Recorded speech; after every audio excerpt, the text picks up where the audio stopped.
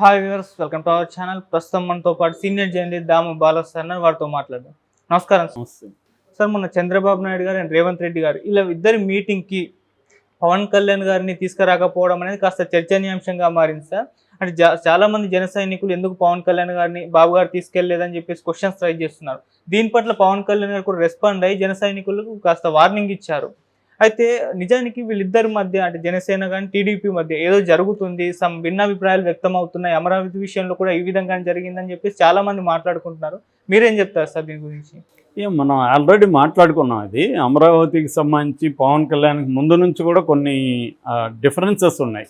ఎందుకంటే ఇది ఒక కులానికి సంబంధించిన రాజధాని అని కూడా 2016లో అనంతపూర్ జరిగిన సభలో పవన్ కళ్యాణ్ చెప్పడం చూసాము. చాలాసార్లు కూడా ఆయన మాట్లాడాడు, అమరావతిలో ఇలా భూముల్ని లాక్కోవడం కరెక్ట్ కాదు, ఇది గ్రీన్ సిటీ అంటారు, గ్రీన్ సిటీ అనేది పంటలు బండే నేల మీద ఎలాగ చేయకూడదు, కొద్దిగా అటుపక్క వెళితే గవర్నమెంట్ ల్యాండ్స్ ఉన్నాయి వాటిలో చేయొచ్చు అనేది కూడా పవన్ కళ్యాణ్ గతంలో మాట్లాడాడు. ఏదేమైనా అమరావతి పట్ల కొన్ని డిఫరెన్సెస్ ఉన్నాయి.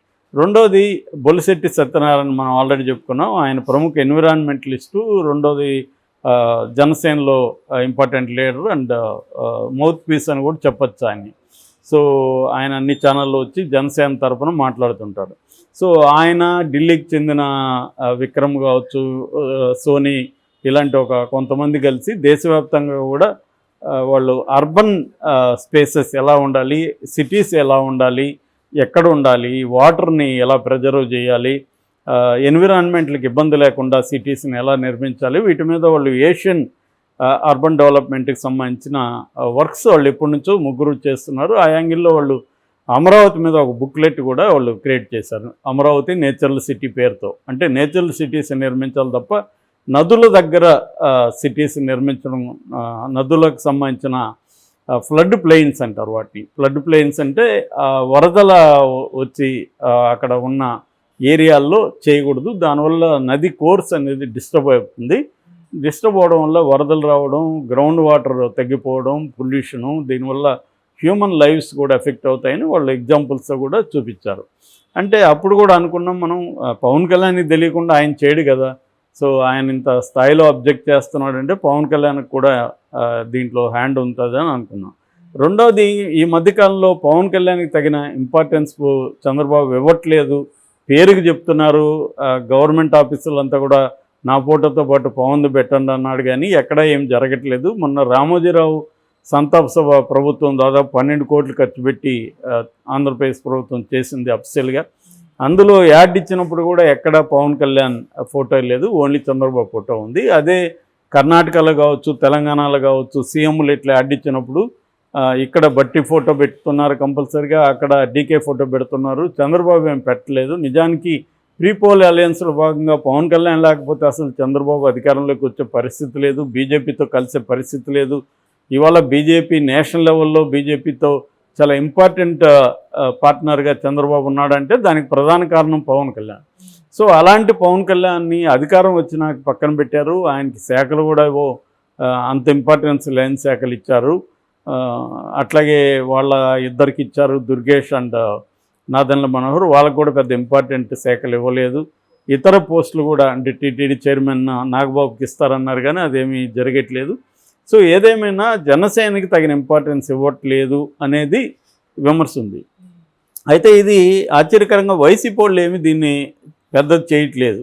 ఎందుకంటే వాళ్ళు ఆల్రెడీ పవన్ కళ్యాణ్కి చంద్రబాబు గొడవ పెట్టాలని డే 1 నుంచి ట్రై చేశారు, ఫెయిల్ అయ్యారు.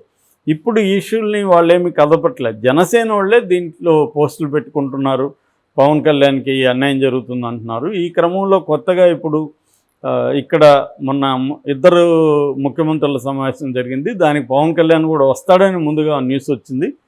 2 రాష్ట్రాల ఉప ముఖ్యమంత్రులు, కొంతమంది మంత్రులు, అధికారులు వస్తారనేది చెప్పారు, కానీ మంత్రులు 3-4 వచ్చారు, కానీ పవన్ కళ్యాణ్ రాలేదు. ఇక్కడ బట్టి వచ్చాడు, తర్వాత ప్రెస్ మీట్ కూడా బట్టి పెట్టాడు. బట్టికి ఇంపార్టెన్స్ ఇవ్వడం ఇక్కడ కనబడుతుంది, అక్కడ అసలు ఆబ్సెంట్ కంప్లీట్గా. దీన్ని సమర్థించుకోవడానికి కొంతమంది ఏం చెప్తున్నారంటే ఆయన వారాహి దీక్ష అది ఆ రోజు ఎండ్ రోజు కాబట్టి రాలేదని. సో కానీ మార్నింగ్ ఇప్పుడు అయిపోయింది కదా వారాహి దీక్ష. రెండోది, వీళ్ళు సమావేశం పెట్టుకున్నప్పుడు తెలుసు కదా వారాహి దీక్ష ఎండింగ్ అని, తర్వాత పెట్టుకోవచ్చు కదా, 1 డే తర్వాత. వాళ్ళు అనుకున్న డేటే కదా, చంద్రబాబు అనుకున్న డేటే. ఇంకొక రోజు తర్వాత పెట్టుకుండొచ్చు. పవన్ కళ్యాణ్ కూడా జాయిన్ అవుతాడు కాబట్టి అది పెద్ద కారణం లేదు. ఇంకొక రీజన్ ఏంటంటే ప్రోటోకాల్ ఏమి లేదు అని. ప్రోటోకాల్ ఖచ్చితంగా లేదు. డిప్యూటీ సీఎం అనే పదవే లేదు అసలు, రాజ్యాంగబద్ధంగా అది ఏమీ లేదు. ఇంపార్టెన్స్ ఇవ్వడానికి పెట్టుకునింది. సో కాబట్టి ప్రోటోకాల్ మాట ఇక్కడ అనవసరం. ప్రోటోకాల్ ఉందా లేదా అనేది ఇంపార్టెంట్ కాదు. పవన్ కళ్యాణ్కి చంద్రబాబు ఇంపార్టెంట్ ఇస్తున్నాడా లేదా అనేది. రెండవది, ఇక్కడ వచ్చినాక చంద్రబాబు ఏమి డిమాండ్లు ఇక్కడ చేశాడు, రేవంత్ రెడ్డి ఏం డిమాండ్లు చేశాడు అనేది కొన్ని బయటకు వచ్చాయి. అందులో రేవంత్ రెడ్డి చాలా పెద్ద డిమాండ్సే చేశాడు అనేది కనబడుతుంది. ఒకటేంది, టీటీడీలో వాటా ఇవ్వాలి, తర్వాత కృష్ణా జిల్లాలో 558 టీఎంసీలు తమకు రావాల్సింది ఇవ్వాలి, తర్వాత పోలవరం ముంపుకు సంబంధించి 7 మండలాలు ఇచ్చారు, అందులో 5 విలేజ్లు వెనక్కి రావాలి, మాకు ఇవ్వాలి. అట్లాగే కోస్టల్ కారిడార్లో వాటా ఇవ్వాలి, పోర్టుల్లో కూడా తమకు కొంత ఇంపోర్ట్ ఎక్స్పోర్ట్లకు సంబంధించి తమకు కొంత కేటాయించాలి. ఇవి ప్రధానమైన డిమాండ్స్. సో ఈ డిమాండ్స్ ఈ రేవంత్ రెడ్డి చేశాడంటే మీరు అక్కడికక్కడే రిజెక్ట్ చేయాలి కదా. మన కోస్టల్ ఇది ఎట్లా ఇస్తాము, మన టీటీడీలో వాటాలు వాళ్ళకి ఎందుకు ఇస్తాము అనేది అక్కడ ఇది ఉంది. ఈవెన్ పవన్ కళ్యాణ్కి కూడా దీని పట్ల అబ్జెక్షన్ ఉంది అనేది. రెండవది, చంద్రబాబు 2 రాష్ట్రాల ముఖ్యమంత్రులు అటెండ్ అవుతున్నప్పుడు నా రాష్ట్ర ప్రయోజనాలు నాకు ముఖ్యమని చెప్పాలి, కానీ నాకు 2 రాష్ట్రాల ప్రయోజనాలు ముఖ్యమని ఎలా చెప్తాడు?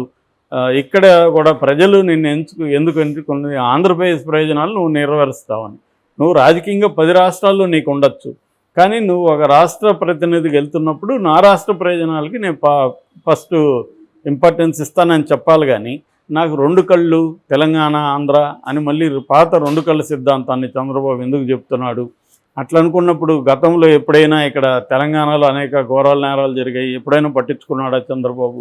ఎప్పుడు పట్టించుకోలేదు. అక్కడ జగన్ పరిపాలన చిన్నది జరిగినా మాట్లాడతాడు తప్ప ఇక్కడే ఉంటాడు, కానీ ఎప్పుడు మాట్లాడలేదు.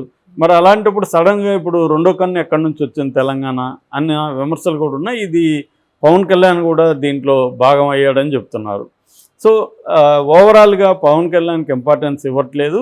తర్వాత ఆంధ్ర రాష్ట్ర ప్రయోజనాలను పరిరక్షించడానికి ఇక్కడ ఈయనేమీ డిమాండ్లు ఖచ్చితంగా చేయలేదు. ఓన్లీ ఏంటంటే 9th and 10th షెడ్యూల్కి సంబంధించిన భవనాలు ఎవరు రావాలంటే అది కుదరదు అనేసాడు రేవంత్ రెడ్డి. మీరేమన్నా కొత్తగా ల్యాండ్ కావాలంటే అప్లికేషన్ పెట్టుకొని చూద్దామని చెప్పాడు తప్ప భవనాలు మీకు ఇచ్చే పరిస్థితి లేదన్నాడు. సో బకాయిలు అడిగితే విద్యుత్ బకాయిలు మీరే మాకు ఇవ్వాలి, అవి ముందు ఇవ్వండి అన్నాడు. మరి ఇంకేంది చంద్రబాబు సాధించింది ఏంది దీనివల్ల? ఏదో గొప్పగా సాధించబోతున్నాడు ఆయన, విజనరీ చంద్రబాబు చూడు ఏదో స్థితి అయిపోతున్నాడు, మొత్తం సమస్యలన్నీ పరిష్కారం అయిపోతాయి అన్నట్టుగా బిల్డప్ ఇచ్చిన తెలుగుదేశం మీడియా. కానీ ఇక్కడ తుస్సుపోయింది ఏమీ లేదు. రేవంత్ రెడ్డే ఖచ్చితంగా తెలంగాణ ప్రయోజనం కోసం రేవంత్ రెడ్డి గట్టిగా మాట్లాడాడు తప్ప చంద్రబాబు ఏం మాట్లాడలేదు అని విజయసాయిరెడ్డి వల్ల కూడా విమర్శించారు. అలాంటప్పుడు మనం ఇవన్నీ అడిగినప్పుడు మనం కూడా హైదరాబాద్లో వాటా అడగాలి కదా. మొన్నటి వరకు 10 ఏళ్ళుగా హైదరాబాద్ రాజధాని ఉంది, దాంట్లో వాటా మనం అడగాలి కదా. మరి ఎందుకు అడగలేదు చంద్రబాబు అనేది కూడా వైసీపీ వాళ్ళు విమర్శించారు. సో ఈ కాంటెక్స్ట్లో పవన్ కళ్యాణ్ని చంద్రబాబు క్లియర్గా పక్కన పెట్టాడు, నెగ్లెక్ట్ చేస్తున్నాడు. పవన్ కళ్యాణ్ మెల్లమెల్లగా అతన్ని స్థానాన్ని కట్ చేస్తున్నాడు అన్న అభిప్రాయం జన సైనికుల్లోనే బలంగా ఉంది. సో దీనివల్ల పవన్ కళ్యాణ్ నిన్న ఒక సీరియస్ వార్నింగ్ ఇచ్చాడు. ఇప్పటి వరకు ఆయన జన సైనికులకి ఎలాంటి వార్నింగ్ ఎప్పుడు ఇవ్వలే. సో చాలా సీరియస్గా ఇచ్చాడు. మీరెవరైనా ఈ ప్రభుత్వానికి సంబంధించి విమర్శిస్తే మీ తాడదీస్తాను, మీకు ఫస్ట్ నోటీసు పంపిస్తాము, దానికి సరైన సమాధానం లేకపోతే మీ మీద చర్య తీసుకుంటాము, ఈ స్థాయిలో మాట్లాడాడు. సో పవన్ కళ్యాణ్ది ఒక విచిత్రంగా ఉంటుంది, ఆయన ఎప్పుడు ఏం మాట్లాడతాడో తెలియదు చాలాసార్లు. అంతకుముందు ఆయన ఏమన్నాడు, మేము ప్రతిపక్షంగా వ్యవహరిస్తామన్నాడు. ప్రతిపక్షంగా వ్యవహరించడం అంటే అర్థమేమి? ఈ ప్రభుత్వం ఏదన్నా ప్రజా వ్యతిరేక విధానాలు కావచ్చు, పాలసీలు కావచ్చు, నిర్ణయాలు కావచ్చు తీసుకుంటే ప్రతిపక్షంగా ప్రజల తరపున కదా నిలబడి మాట్లాడాలి. మరి అది జనసైనికులు చేస్తే ఈయన ఎందుకు వ్యతిరేకిస్తున్నాడు? మరి ప్రతిపక్షం అంటే అర్థమేమి? ప్రతిపక్షం అంటే ప్రభుత్వాన్ని విమర్శించొద్దని చెప్పడమా? ప్రతిపక్షం అంటే కాదు కదా. ప్రజలు ఇప్పుడు ఇక్కడికి వచ్చాడు, ఆయన ఒక రాష్ట్ర ముఖ్యమంత్రిగా వచ్చాడు, ఆ రాష్ట్ర ప్రయోజనాల్ని కాపాడలేదు అనేది అనుకున్నప్పుడు దాన్ని నిలదీసే బాధ్యత ప్రతిపక్షాలకు ఉంటాయి కదా.